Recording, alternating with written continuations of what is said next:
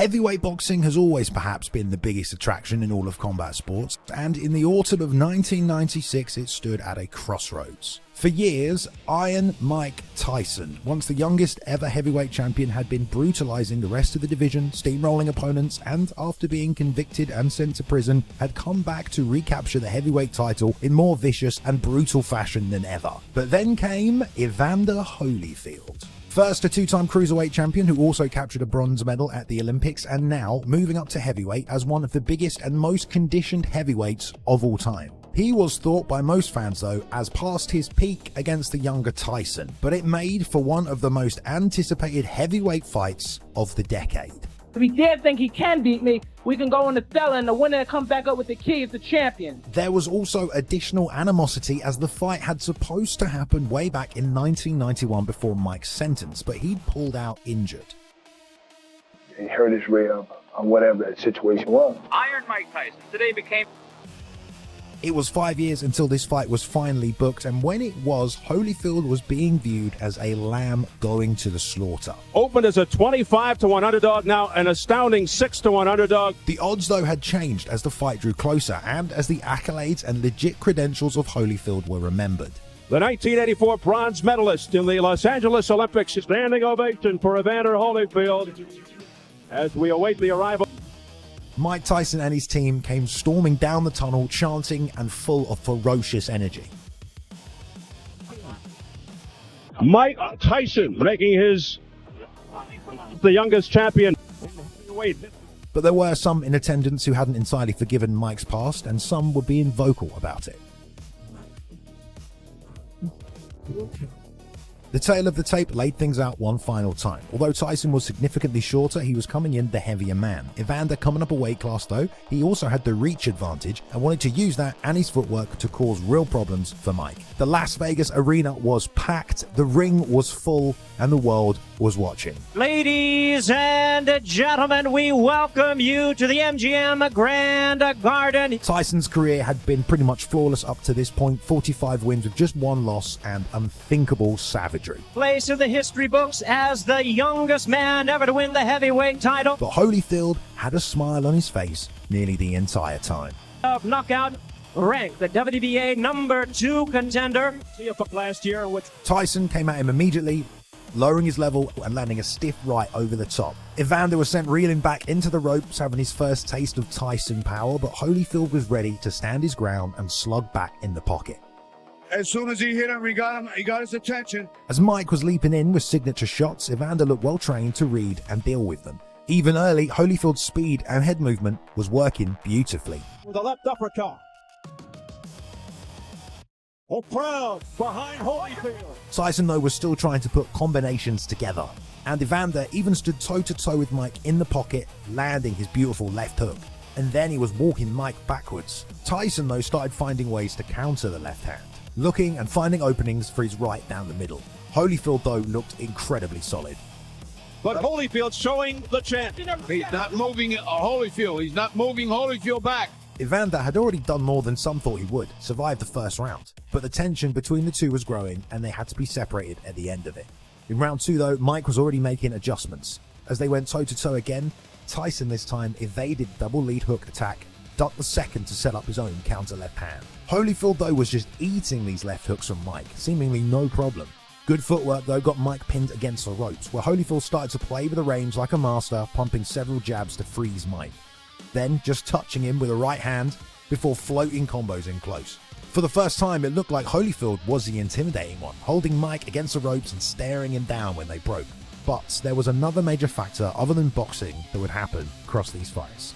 Tyson sends a right hand that Evander slips, but as he comes inside, sends his head up into Tyson, basically headbutting him. Tyson is being fought tonight. Tyson would go on flinging to Holyfield. The second round ended with everyone thinking the same thing. This was shaping up to be one hell of a fight. The long straight shots of Evander were landing around the head movement of Mike. Lots of this round was battled in the clinch, with both men trying to land their power shots.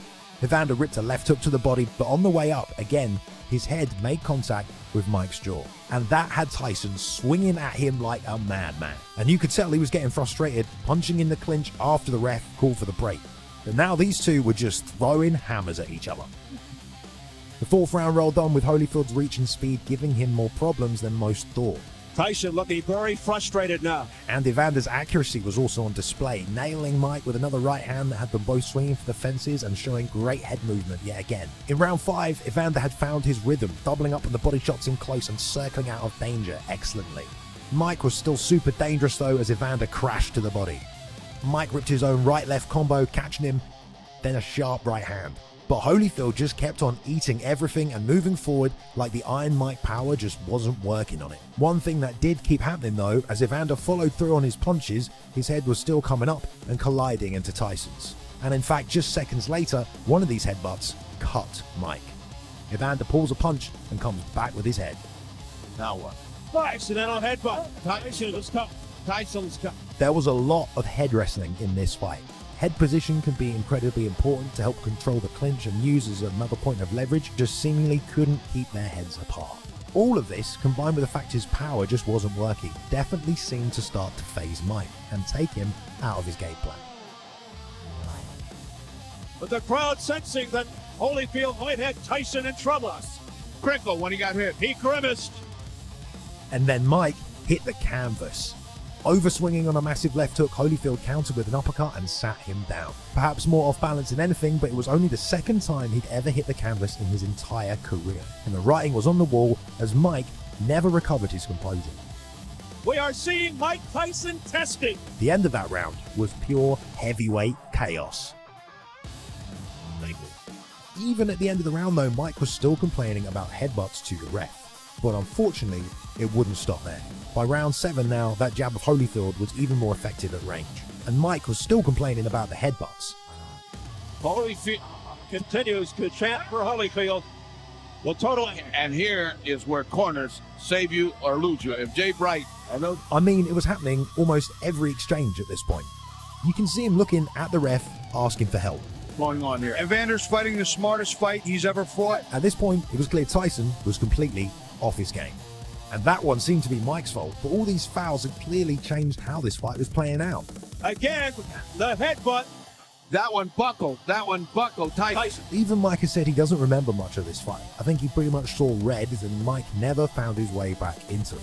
Holyfield's game had given him problems, but he'd also been overcome with his own frustration and with all the headbutts that had been taking place. By the 10th round, Tyson had faded significantly. Exhausted from eating power shots, missing on his own, letting his emotions control him, and from clashing his head into Evander's. The frantic pace of this fight and the punishment that Tyson has been administered by Holyfield is taking its toll on him.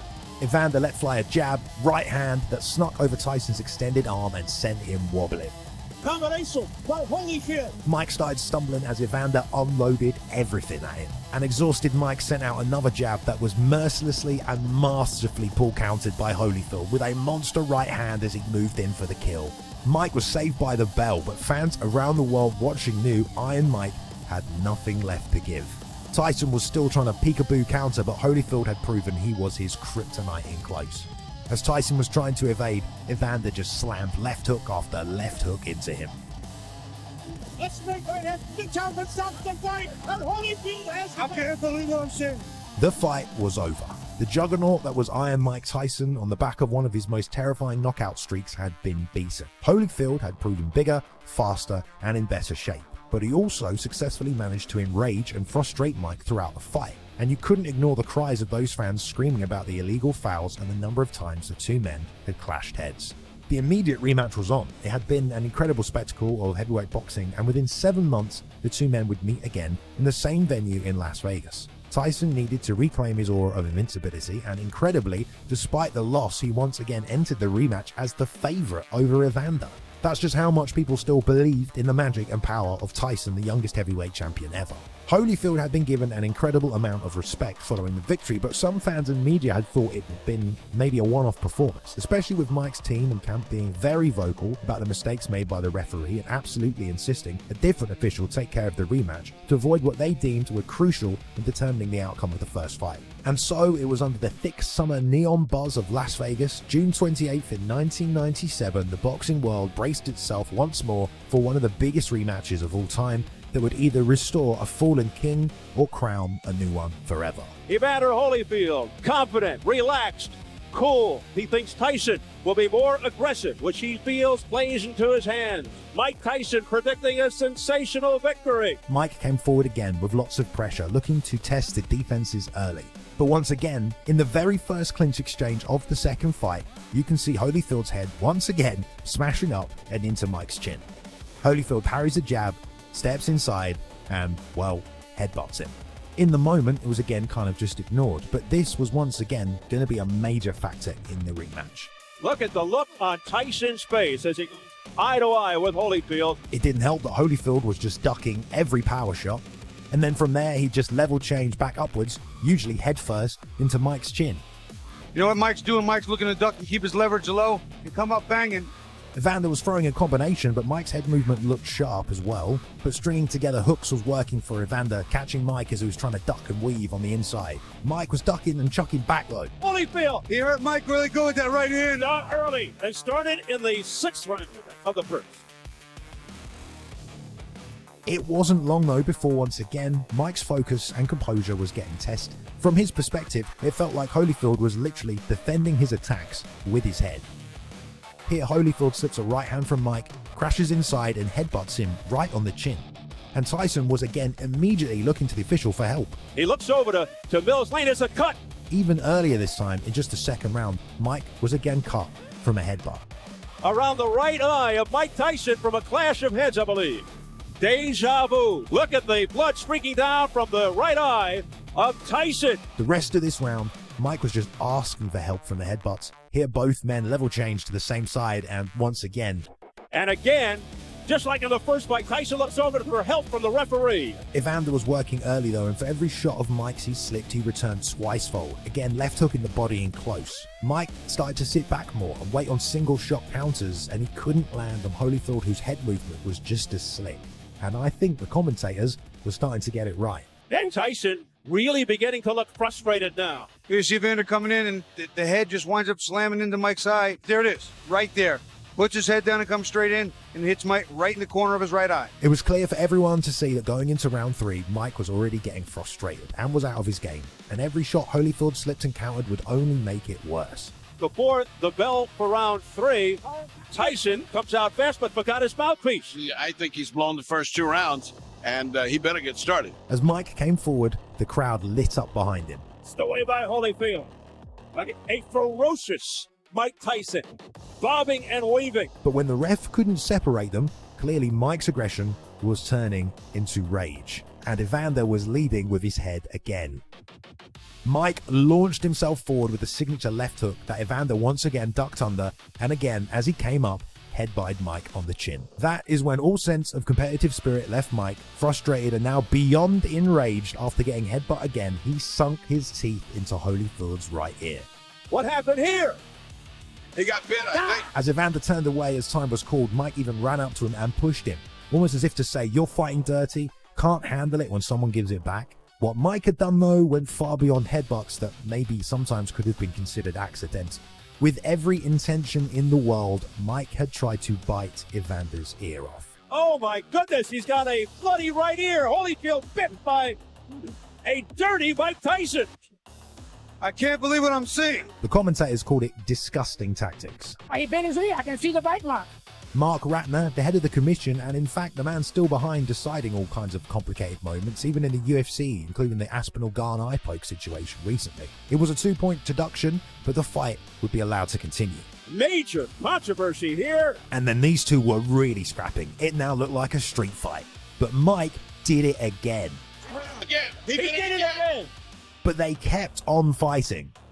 Mike Tyson has bitten Evander Holyfield for the second time. The bell rung for the end of the round, but it was clear Mike had no intentions of stopping. This was no longer boxing. This wasn't the Marquis of Queensberry rules. This was Mike Tyson in a street fight, looking to, in any way, get revenge for what he felt like were numerous fouls from his opponent. From his perspective, that had cost him the first fight, and he wasn't about to lose in the same way. But of course, there's no defense anyone can give to someone choosing to bite someone in a sanctioned boxing match. And then, of course, there was the brawl that followed in the ring afterwards, with Mike still trying to get revenge on Holyfield. In the hours that followed, Nevada state officials launched a formal inquiry.